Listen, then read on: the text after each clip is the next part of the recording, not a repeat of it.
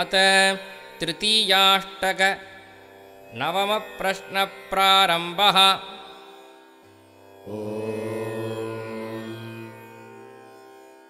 प्रजापतिरश्वमेधमसृजत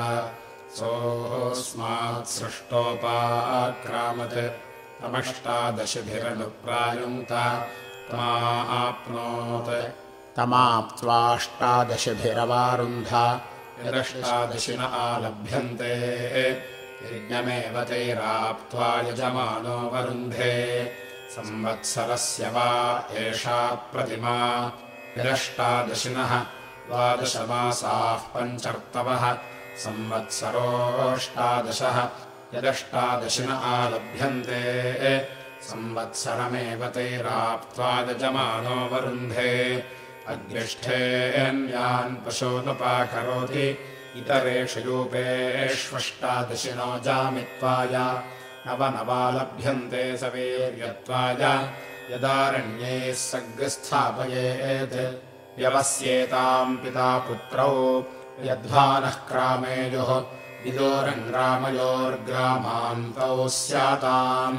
रक्षिताः पुरुषव्याघ्राः परिमोषिण आव्याधिनेस्तस्करा अरण्ये श्वाजायेरन्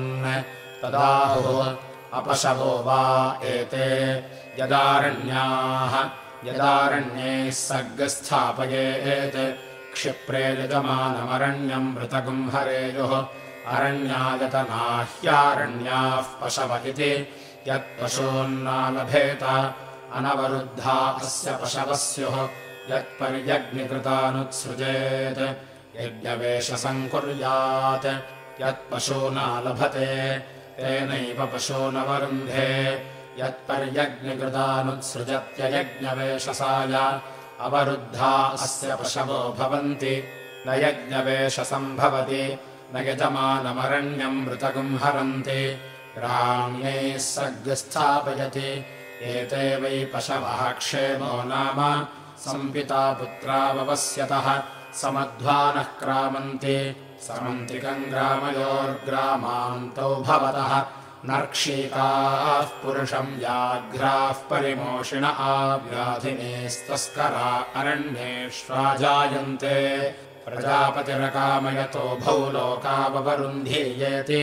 स एतानुभयान् पशून् पश्यत् ग्राम्यागिश्चारण्यागिश्च तानालभत तैर्वै स उभौ लोकाववारुन्ध ग्राम्यैरेव पशुभिरिमम् लोकमवारुन्ध आरण्यैरमम् यद्ग्राम्यान् पशूनालभते इममेव तैर्लोकमवरुन्धे यदारण्यान् अमुन्तैः अनवरुद्धो वा एतस्य संवत्सर इत्याहुः य इतश्चातुर्मास्यानि संवत्सरम् प्रयुङ्क्त इति एतावान् वै संवत्सरः यच्चातुर्मास्यानि यदेते चातुर्मास्याः पशव आलभ्यन्ते प्रत्यक्षमेव तैः संवत्सरम् यजमानो वरुन्धे दिवा एष प्रजया पशुभिर्विध्यते यः संवत्सरम् प्रयुङ्क्ते संवत्सरः सुवर्गो लोकः सुवर्गम् तु लोकम् नापराध्नोति प्रजा वै पशव एकादशिनी यदेत ऐकादशिनाः पशव आलभ्यन्ते साक्षादेव प्रजाम् पशून् यजमानो वरुन्धे प्रजापतिर्विराजमसृजत सा सृष्टाश्वमेधम् प्राविशत् ताम् दशिभिरनुप्रायुङ्क्त तामाप्नोत् तामाप्त्वा दशिभिरवारुन्ध यद्दशिन आलभ्यन्ते विराजमेव तैराप्त्वा यजमानो वरुन्धे एकादश दशद आलभ्यन्ते एकादशाक्षरात् त्रेष्टुभाः पशवः पशूनेवावरुन्धे वैश्वदेवो वा अश्वः नानादेवत्याः पशवो भवन्ति अश्वस्य सर्वत्वाय नानारूपा भवन्ति तस्मान्नानारूपाः पशवः बहुरूपा भवन्ति तस्माद्बहुरूपाः पशवः समृद्ध्यै अस्मै वै लोकाय ग्राम्याः पशव आलभ्यन्ते अमुष्मा आरण्याः यद्ग्राम्यान् पशूनालभते इममेव तैर्लोकमवरुन्धे यदारण्यान् अमुन्तैः उभयान् पशूना लभते ग्राम्यागिश्चारण्यागिश्च उभयोर्लोकयोरवरुध्यै उभयान् पशूना लभते ग्राम्यागिश्चारण्यागिश्च उभयस्यान्नाद्यस्यावरुध्यै उभयान् पशूना लभते ग्राम्यागिश्चारण्यागिश्च उभयेषाम् पशूनामवरुध्यै त्रयस्त्रयो भवन्ति त्रय इमे लोकाः येषाम् लोकानामात्यै ब्रह्मवादिनो वदन्ति कस्मात् सत्यात् अस्मिन् लोके बहवः कामा इति यत्समानेभ्यो देवताभ्योऽन्ये पशव आलभ्यन्ते अस्मिन्नेव तल्लोके कामान् दधाति तस्मादस्मिन् लोके बहवः कामाः त्रयाणाम् सह वपाजुहोति त्र्यावृतो वै देवाः त्र्यावृत इमे लोकाः येषाम् लोकानामाप्त्यै येषाम् लोकानाम् कृत्यै पर्यग्निकृतानारण्यानुत्सृजन्त्य हि गुंसायै युञ्जन्ति ब्रध्नमित्याह असौ वा आदित्यो ब्रध्नः आदित्यमेवास्मै युनक्ति अरुषमित्याह अग्निर्वा अरुषः अग्निमेवास्मै युनक्ति चरन्तमित्याह वायुर्वै चरन् वायुमेवास्मै युनक्ति परितस्थुष इत्याह इमे वै लोकाः परितस्थुषः इमानेवास्मै लोकान् युनक्ति रोचन्ते रोचनादिवीत्याह नक्षत्राणि वै रोचनादिवि नक्षत्राण्येवास्मै रोचयति युञ्जन्त्यस्य काम्येत्याह कामानेवास्मै युनक्ति हरिविपक्षसेत्याह इमे वै हरिविपक्षसा इमे एवास्मै युनक्ति शोणाधिष्णो नृवाहसेत्याह अहोरात्रे वै नृवाहसा अहोरात्रे एवास्मै युनक्ति एता एवास्मै देवता युनक्ति सुवर्गस्य लोकस्य समष्ट्यै केतुम् कृण्वन्न केतव इति ध्वजम् प्रतिमुञ्चति यश एवैनगुम् राज्ञाम् गमयति जीवो तस्यैव भवति प्रतीकमित्याह यथा यजुरेवैतत् ये ते पन्थानः सवितः पूर्व्यासयत्यध्वर्युर्यजमानम् वाचयत्यभिजित्यै परा वा एतस्य यज्ञ एति यस्य पशुरुपाकृतोऽन्यत्र वेद्या एति एतग्स्तोतरेतेन पथा पुनरश्वमावर्तयासि न इत्याह वायुर्वै स्तोता वायुमेवास्य परस्ताद्दधात्यावृत्यै यथा वै हविषो गृहीतस्य स्कन्दति एवम् वा एतदश्वस्य स्कन्दति यदस्योपाकृतस्य लोमा निशीयन्ते यद्वालेषु काचानावयन्ति लोमान्येवास्य तत्सम्भरन्ति भोर्भुवः सुवरिति प्राजापत्याभिरावयन्ति प्राजापत्यो वा अश्वः स्वयैवैनम् देवतया समर्धयन्ति भोरिति महिषी भुव इति वावाता सुवरिति परिवृत्ति येषाम् लोकानामभिजित्यै हिरण्यया काचा भवन्ति ज्योतिर्वै हिरण्यम् राष्ट्रमश्वमेधः ज्योतिश्चैवास्मै राष्ट्रम् च समीची दधाति सहस्रम् भवन्ति सहस्रसंमितः सुवर्गो लोकः सुवर्गस्य लोकस्याभिजित्यै अपवा एतस्मात् तेज इन्द्रियम् पशवः श्रेः क्रामन्ति योऽश्वमेधेन यजते वसवस्त्वाम् जन्तु गायत्रेण छन्दसेति महिष्यभ्यनक्ति तेजो वा आज्यम् तेजो गायत्री तेजसैवास्मै तेजो वरुन्धे रुद्रास्त्वाम् जन्तु त्रैष्टुभेन छन्दसेति वावाता तेजो वा आज्यम् इन्द्रियम् दृष्टुप तेजसैवास्मा इन्द्रियमवरुन्धे आदित्यास्त्वाम् जन्तु जागतेन छन्दसेति परिवृत्ति तेजो वा आज्यम् पशवो जगति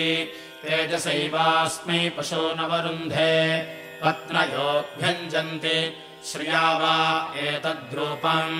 यत्पत्नयः श्रियमेवास्मिन् तद्दधति नास्मात्तेज इन्द्रियम् पशवः श्रीरपक्रामन्ति लाजी छाची यशो मामा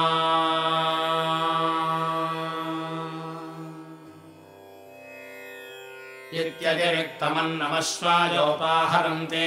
प्रजामेवान्नादीम् कुर्वते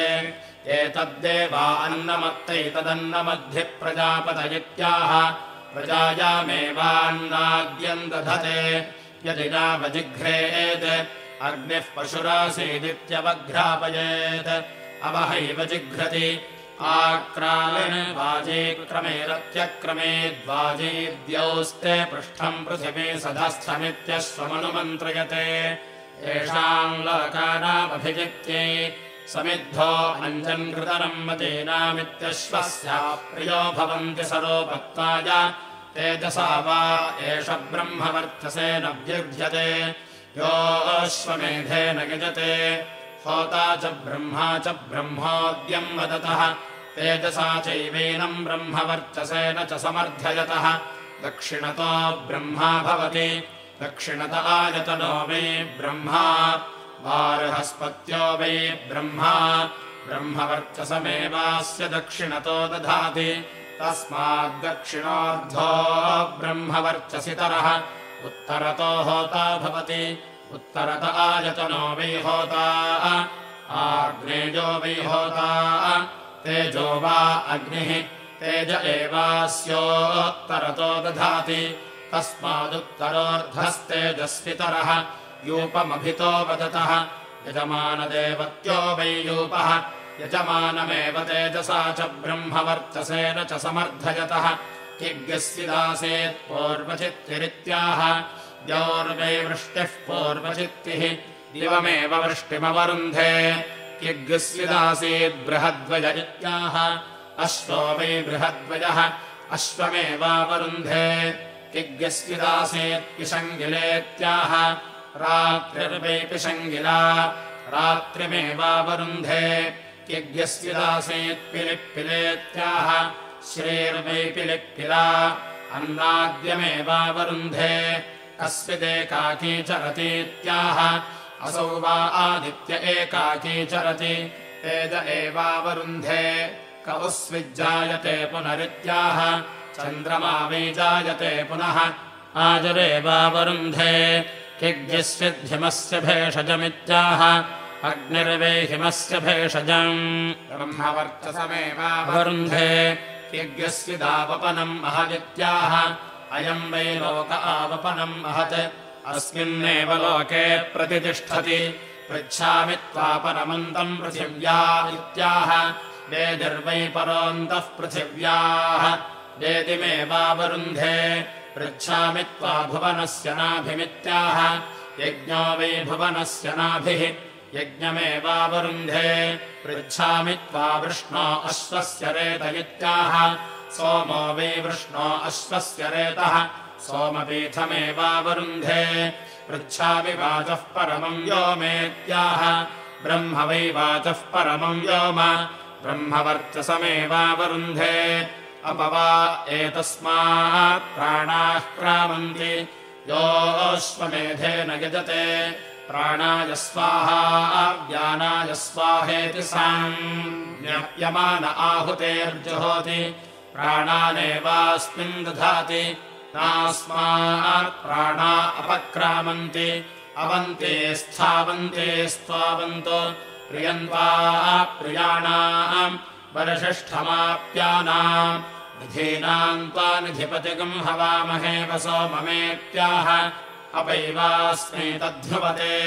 अथो ध्रुवन्त्येवैनम् अथोऽन्येवास्मै ध्रुवते त्रिः पर्यन्ति त्रय इमे लोकाः एभ्य एवैनम् लोकेभ्यो ध्रुवते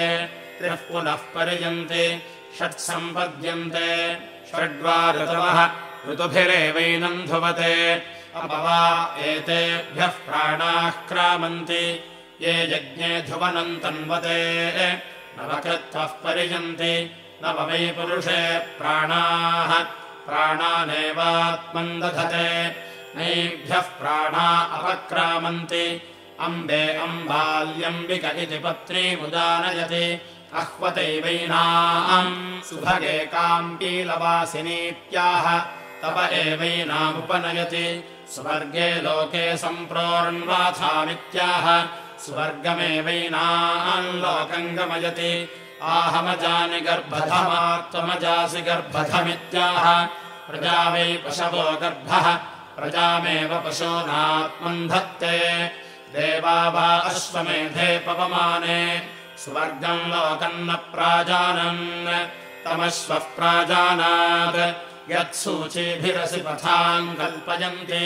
स्वर्गस्य लोकस्य प्रज्ञात्यै गायत्री त्रिष्टुब्जगतीत्याह यथा यजुरेवैतत् त्रय्यः सूच्यो भवन्ति अयस्मै यो रजता हरिण्यः अस्य वै लोकस्य रूपमयस्मै यः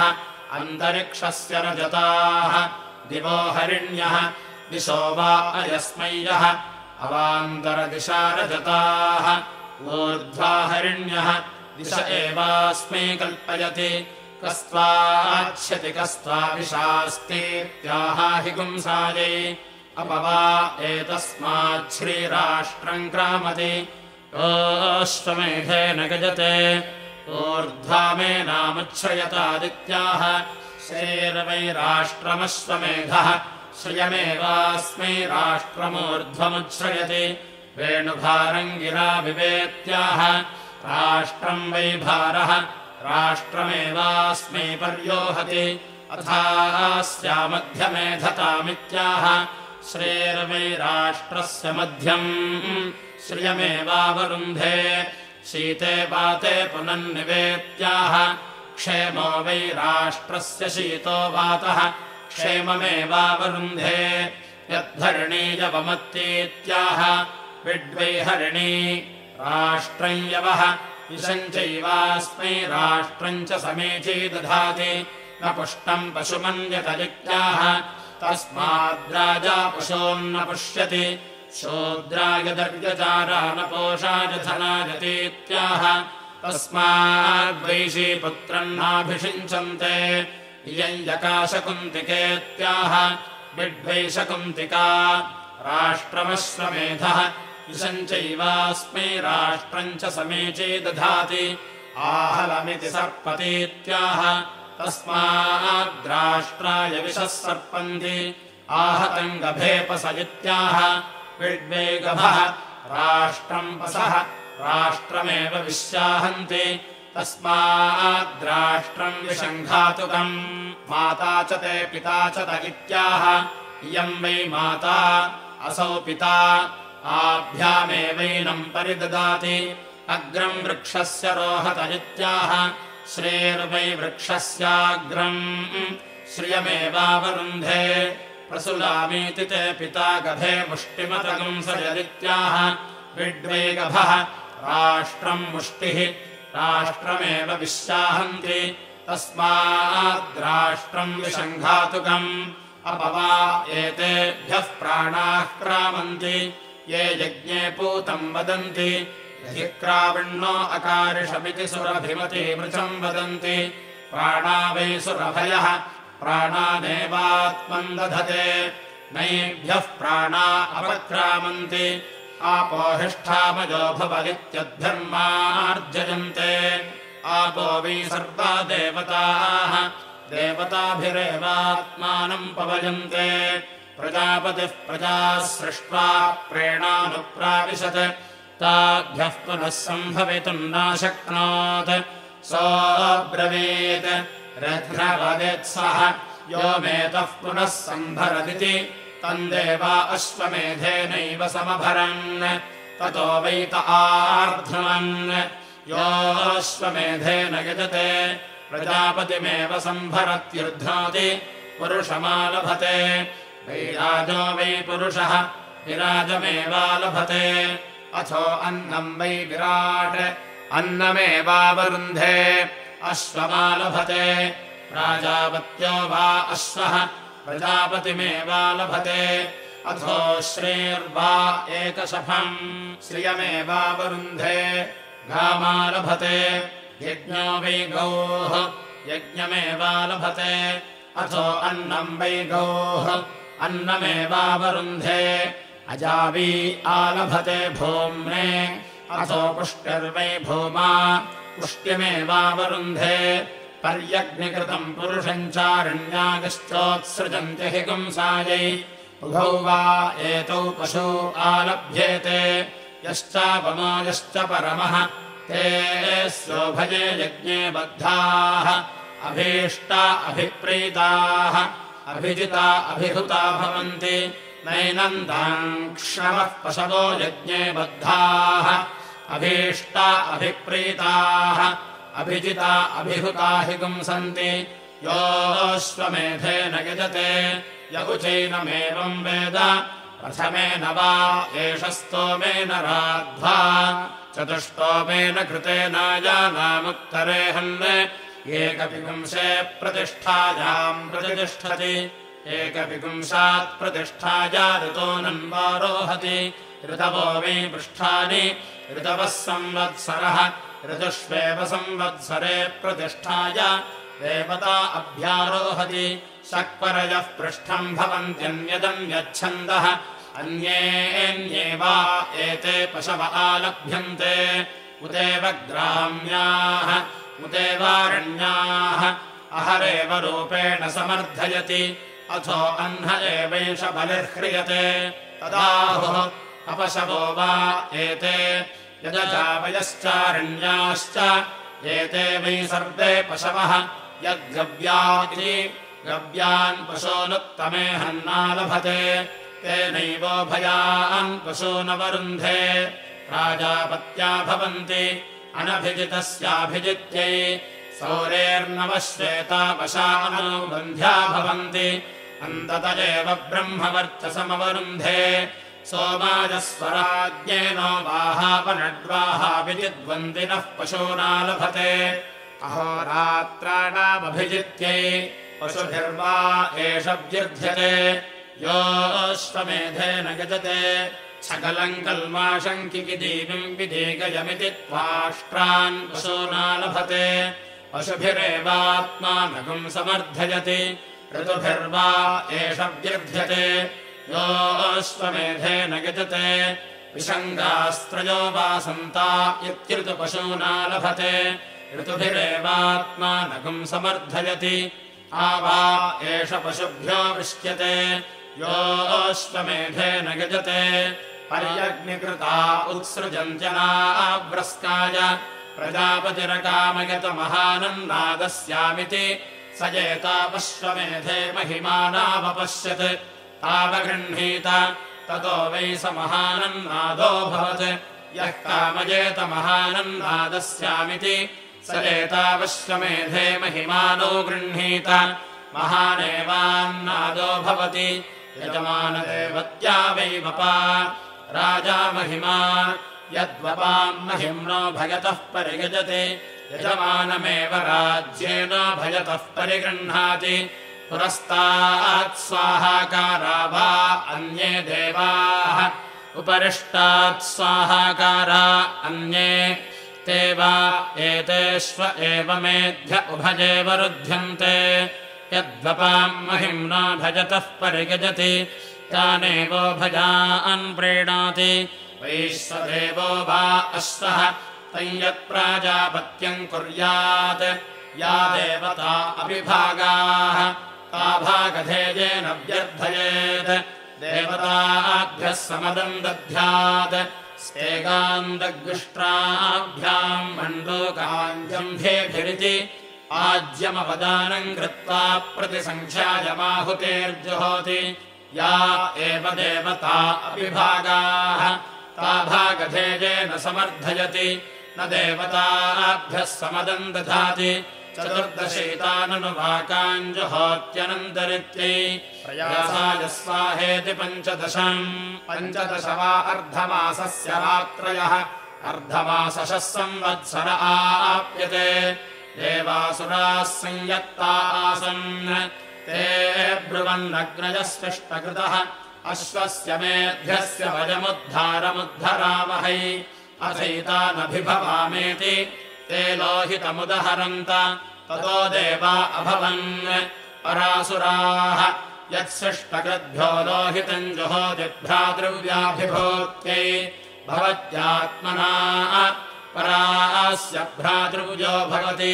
गोमृगकण्ठेन प्रथमामाहुतिम् जुहोति पशवो वै गोमृगः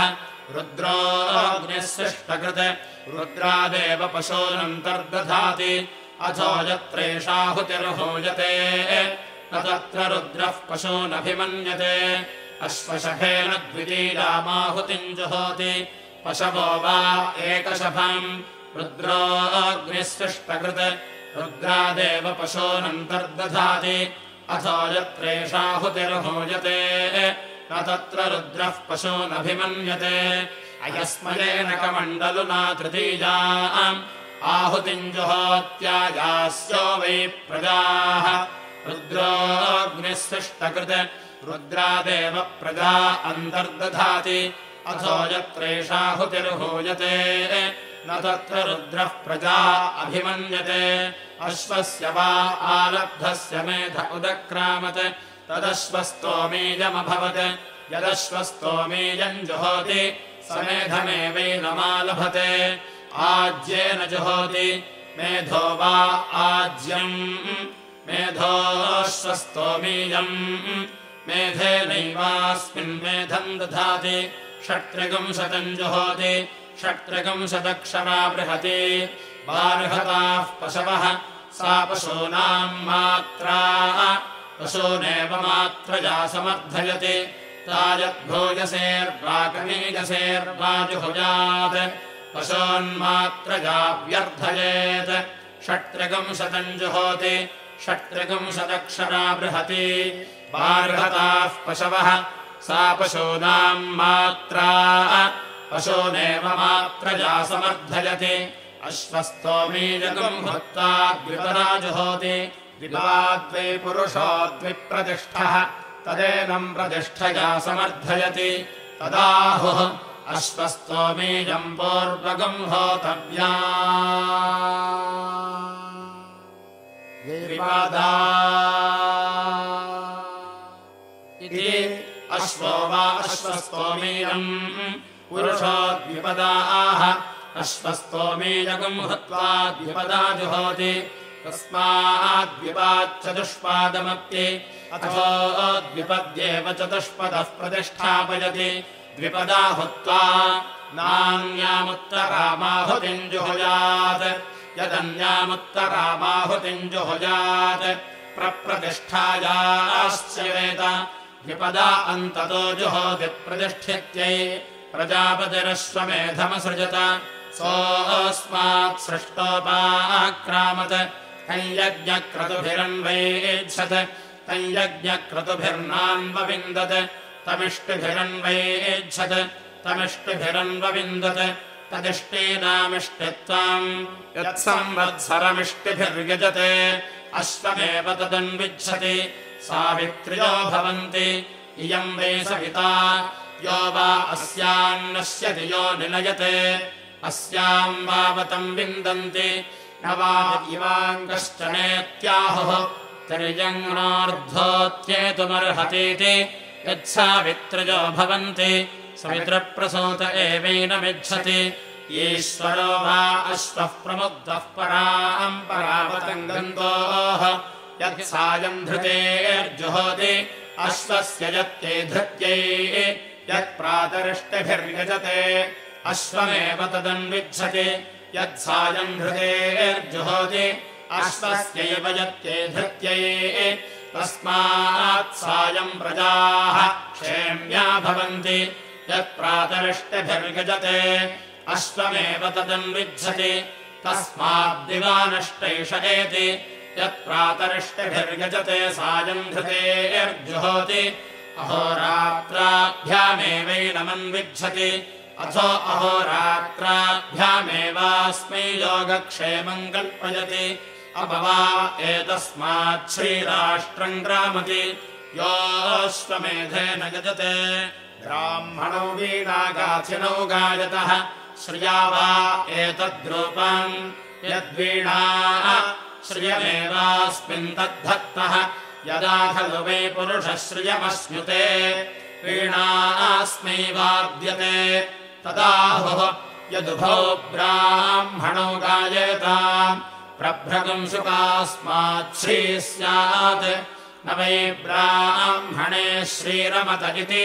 ब्राह्मणोऽन्यो गायेत् राजन्योऽन्यः ब्रह्म वै ब्राह्मणः क्षत्रगुम् राजन्यः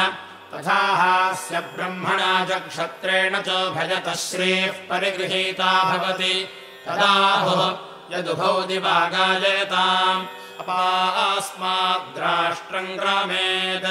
न वै ब्राह्मणे राष्ट्रगुम् रमत इति यदा खलु वै राजा कामयते अथ ब्राह्मणम् जिनाति दिवा ब्राह्मणो गायेत् नक्तगुम् राजन्यः ब्रह्मणो वै रूपमहः क्षत्रस्य रात्रिः तथा हास्य ब्रह्मणा च क्षत्रेण च भजतो राष्ट्रम् परिगृहीतम् भवति इत्यददा इत्ययजथा इत्यपचगिति ब्राह्मणो गायेत् इष्टापूर्तम् वै ब्राह्मणस्य इष्टापूर्तेनैवैनगुम् समर्थयति इत्यजिना इत्ययुध्यथा इत्यमुगुम् सङ्ग्राममहन्निति राजन्यः युद्धम् वै राजन्यस्य युद्धेनैवैनगुम् समर्थयति अग्रत्वा वा एतस्यर्थवदित्याहुः योऽश्वमेधेन यजत इति तिस्रोऽन्यो गायति तिस्रोऽन्यः षट्सम्पद्यन्ते षड्वा ऋतवः ऋतोनेवास्मै कल्पयतः ताभ्यागुम् सर्गस्थायाम् अनोयुक्ते च शते च ददाति शतायुः पुरुषः शतेन्द्रियः आयुष्येवेन्द्रिये प्रतितिष्ठति सर्वेषु वा येषु लोकेषु मृत्यवोऽन्वायत्ताः तेभ्यो यदाहुतिर्नजुहुजात् लोके लोकजेनम् मृत्युर्विन्देत् मृत्यवे स्वाहा मृत्यवे स्वाहेत्यभिपूर्वमाहुतिर्जुहोति लोकाल्लोकादेव मृत्युमवयजते नैनम् लोके लोके मृत्युर्विन्दति यदमुष्मै स्वाहामुष्मै स्वाहेति जुह्वत्सञ्चक्षीत तौ मृत्युममित्रम् कुर्वीत मृत्यवे स्वाहेत्येकस्मा एवैकाम् जुहुयात् एको वा अमुष्मिल्लोके मृत्युः अशनया मृत्युरेव तमेवामुष्मिल्लोके वयजते भ्रूणहत्यायै स्वाहेत्यवभृत आहुतिम् जुहोति भ्रूणहत्यामेवावयजते तदाहुः यद्भ्रूणहत्यापात्र्याथ तस्माद्यज्ञे विक्रियत इति अमृत्युर्वा अन्यो भ्रूणहत्याया इत्याहुः भ्रूणहत्या वाममृत्युरिति यद्भ्रूणहत्यायै स्वाहेत्यवभृत आहुतिम् जुहोति मृत्युमेवाहुत्यादर्पयत्वा परिपाणम् कृत्वा भ्रूणघ्ने भेषजम् करोति एतागम् हवैमुण्डिभ औदन्यवः भ्रूणहत्यायै प्रायश्चित्यम् विदाञ्चकार यो हास्यापि प्रजायाम् ब्राह्मणगुम् हन्ति सर्वस्मै तस्मै भेषजम् करोति जुम्बकाय स्वाहेत्यवभृत उत्तमामाहुतिम् जुहोति वरुणो वै जुम्बकः अन्तत एव वरुणमवयजते खलतेर्विक्लिधस्य शुक्लस्य पिङ्गाक्षस्य मूर्धम् जुहोति एतद्वै वरुणस्य रूपम् रूपेणैव वरुणमवयजते वारुणो वा अश्वः तम् देवतयाभ्यर्थयति यत्प्राजापत्यम् करोति नमो राज्ञे नमो वरुणायेत्याह वारुणो वा अश्वः स्वयैवैनम् देवतया समर्थयति नमोऽश्वाय नमः प्रजापतय इत्याह प्राजापत्यो वा अश्वः स्वयैवैनम् देवतया समर्थयति नमोऽधिपतय इत्याह धर्मो वा अधिपतिः धर्ममेवावरुन्धे अधिपतिरस्यधिपतिम् मा कुर्वधिपतिरहम् प्रजानाम् भूयासमित्याह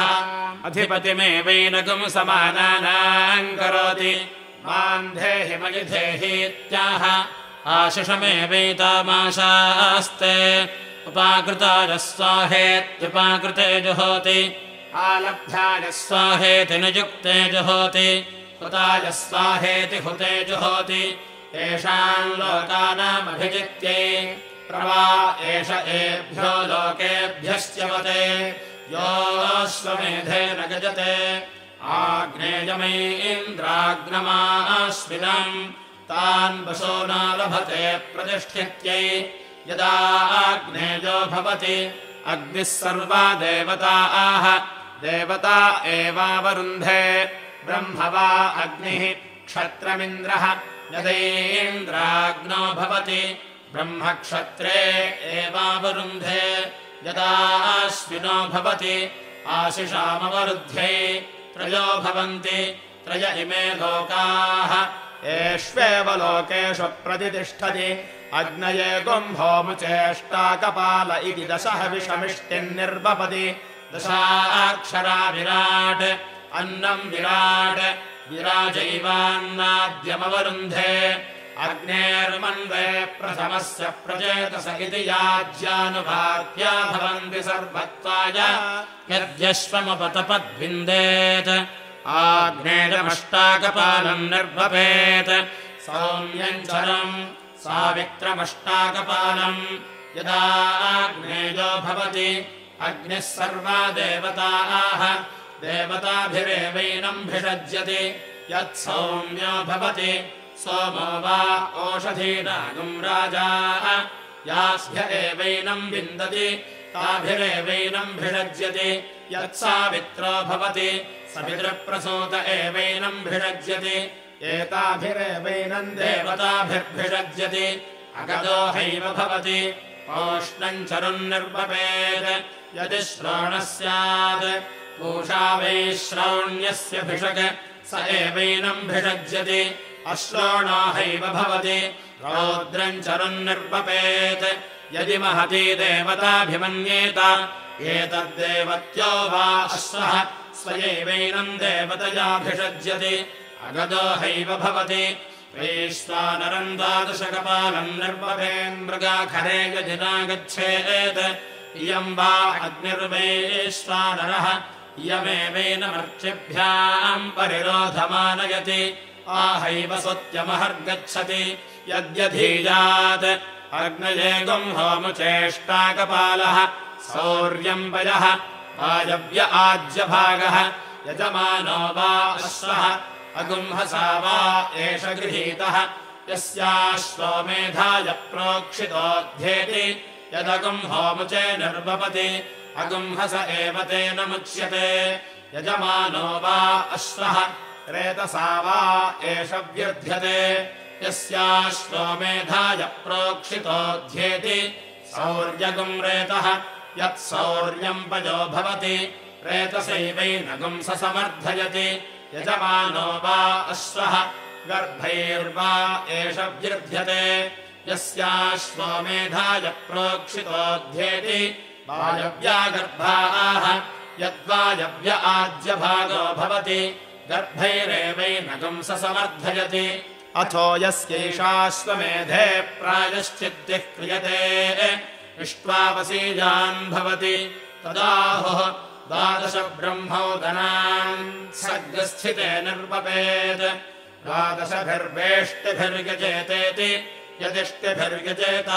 उपनामकयेन यज्ञः स्यात् पापीयागुस्तु स्यात्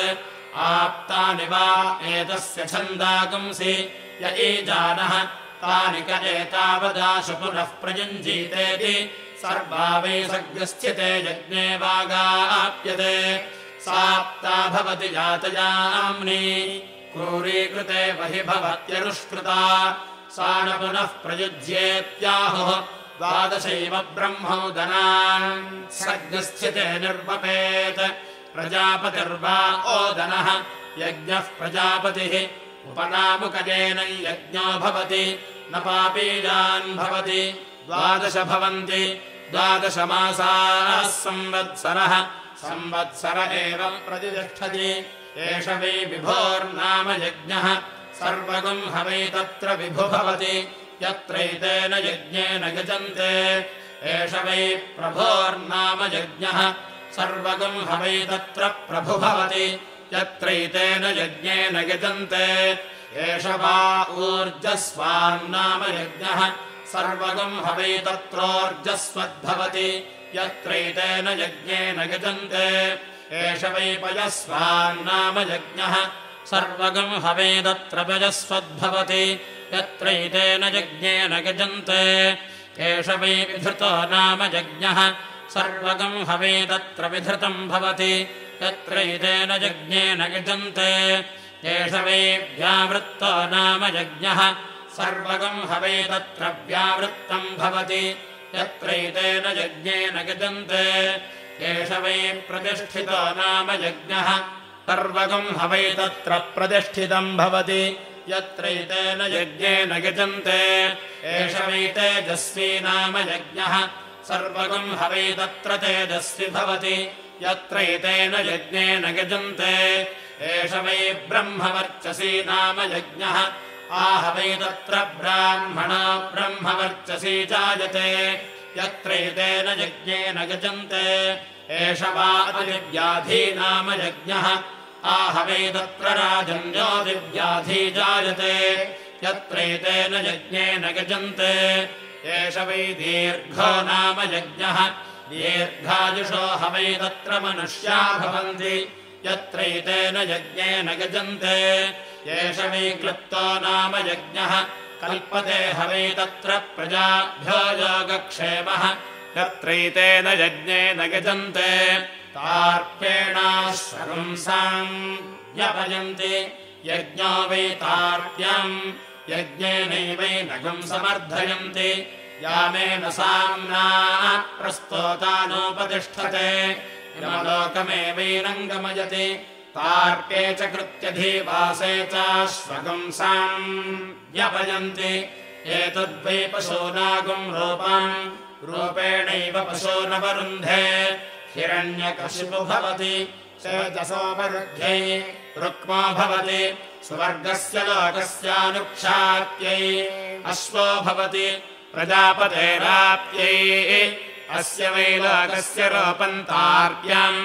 अन्तरिक्षस्य कृत्यधिवासः दिवो हिरण्यकशिपो आदित्यस्य रुक्मः प्रजापतेरश्वः इममेव लोकम् तार्प्येणाप्नोति अन्तरिक्षम् कृत्यधिवासेन दिवगम् हिरण्यकशिपुना आदित्यगम् रुक्मेण अष्टेनैव मेध्येन प्रजापतेः सायुज्यगम् स लोकतामाप्नोति एतासामेव देवतानागम् सायुज्यम् सार्ष्टिकागम् समानलोकतामाप्नोति योऽश्वमेधेन यजते यौचैनमेवम् वेद आदित्याश्चाङ्गिरसश्च सुवर्गे लोके स्पर्धन्त तेऽङ्गिरस आदित्येभ्यः अममादित्यमश्वग्श्वेतम् भूतम् दक्षिणामनयन् ते ब्रुवन् यन्नानेष्ट सवर्यो भोदिति तस्मादश्वकम् सवर्येत्याह्वयन्ति तस्माद्यज्ञे वरोदीयते यत्प्रजापतिरालब्धोऽश्वो भवत् तस्मादश्वो नाम यच्छयरुरासीत् तस्मादर्वा नाम यत्सद्यो वाजान् समजयत् तस्माद्वाजी नाम यदसुराणाम् लोकानादत्त तस्मादादित्यो नाम अग्निर्वा अश्वमेधस्य योनिरागतनम् सूर्योऽग्नेर्योनिरागतनम् यदश्वमेधेऽग्नौ जित्य उत्तरवेदिमुपवपति योनिमन्तमेवैनमायतनवन्तम् करोति योनिमानायतनवान् भवति य एवम् वेद प्राणापानौ वा एतौ देवानाम् यदर्काश्वमेधौ प्राणापानावेवावरुन्धे ओजो बलम् वा एतौ देवानाम् यदर्काश्वमेधौ ओजो बलमेवावरुन्धे अग्निर्वा अश्वमेधस्य योनिरायतनम् सूर्योऽग्नेर्योनिरायतनम् यदश्वमेधेऽग्नौ चित्य उत्तरवेदिम् चिनोति तावर्काश्वमेधौ अर्काश्वमेधा देवावरुन्धे अथो अर्काश्वमेधयोरेव प्रतिष्ठति प्रजापतिम् वै देवाः पितरम् वशुम्भूतम् मेधाया लभन्त तमालभ्योपावसन् प्रातर्यष्टाः स्मः इति एकम् वा एतद्देवानामः यत्संवत्सरः तस्मादश्वः पुरस्तात् संवत्सर आलभ्यते यत्प्रजापतिरालब्धोऽश्वो भवत् तस्मादश्वः यत्सद्यो मेधो भवत् तस्मादश्वमेधः वेदुकोऽश्वमाशुम् भवति य एवम् वेद यद्वैतत्प्रजापतिरालब्धोऽश्वो भवत् तस्मादश्वः प्रजापतेः पशूनामनुरूपतमः आस्य पुत्रः प्रतिरूपो जायते य एवम् वेद सर्वाणि भूतानि संभृत्या लभते समेनम् देवास्तेजसे ब्रह्मवर्चसाय भरन्ति योऽश्वमेधेन यजते य उचैनमेवम् वेद एतद्वैतद्देवा एतान् देवताम् पशुम्भूतम् मेधाया लभन्त यज्ञमेव यज्ञेन यज्ञमगजन्त देवाः कामप्रयज्ञमकुर्वत ते मृतत्वमकामयन्त ते मृतत्वमगच्छन् योऽश्वमेधेन यजते देवानामेवाजनेन इति प्राजापत्येनैव यज्ञेन यजते कामप्रेण अपुनर्मानमेव गच्छति एतस्य वै रूपेण पुरस्तात् प्राजापत्यवृषभन्तो परम् बहुलोपमालभते सर्वेभ्यः कामेभ्यः सर्वस्याप्यै सर्वस्य जित्यै सर्वमेव तेनाप्नोति सर्वम् जयति योऽश्वमेधेन यजते य उचैनमेवम् वेद यो वा अश्वस्य मेध्यस्य लोमनी वेद अश्वस्यैव मेध्यस्य लोमम् जुहोति अहोरात्रे वा अश्वस्य मेध्यस्य लोमनी यत्सायम् प्रातर्जुहोति अश्वस्यैव मेध्यस्य लोमम् जुहोति एतदनुकृतिः स्म वै पुरा अश्वस्य मेध्यस्य लोमम् जुह्वति यो वा अश्वस्य मेध्यस्य पदे वेद अश्वस्यैव मेध्यस्य पदे पदे जुहोति दर्शपूर्णमासौ वा अश्वस्य मेध्यस्य पदे यद्दर्शपूर्णमासौ यजते अश्वस्यैव मेध्यस्य पदे पदे जुहोति एतदनुकृतिः स्म वै पुरा अश्वस्य मेध्यस्य पदे पदे जुह्वति यो वा अश्वस्य मेध्यस्य विवर्तनम् वेद अश्वस्यैव मेध्यस्य विवर्तने जुहोति असौ वा आदित्योऽश्वः स आहवनीयमागच्छति तद्विवर्तते यदग्निहोत्रम् जुहोति अश्वस्यैव मेध्यस्य विवर्तने जुहोति एतदनुकृतिः स्म वै पुरा अश्वस्य मेध्यस्य विवर्तने जुह्वति हरिः ओम् इति तृतीयाष्टक नवमप्रश्नः समाप्तः।